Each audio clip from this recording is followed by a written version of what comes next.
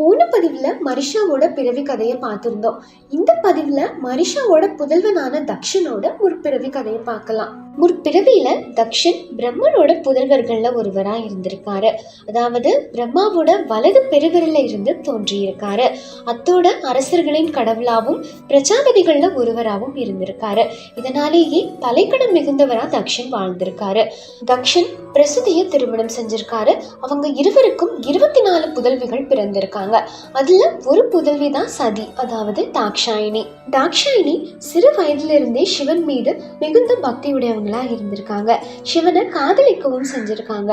இந்த காதல் தக்ஷனுக்கு தெரிய வரும்போது சிவனோட தோற்றத்தால தக்ஷன் இந்த திருமணத்துக்கு மறுப்பு தெரிவிக்கிறாரு. காரணம், சிவன் புலித்தோல் போர்த்தி இருக்கிறனாலையும் பாம்பை தன்னோட ஆபரணமா அணிந்திருக்கனாலையும் அவரோட எளிமையான தோற்றத்தை எள்ளி நகையாடுற மாதிரி அவரை அவமானப்படுத்தி பேசுறாங்க. அதனாலேயே தாக்ஷாயினி சிவனை தன்னோட தந்தையோட அனுமதி இல்லாம அவரை மீறி திருமணம் செஞ்சுக்கிறாங்க.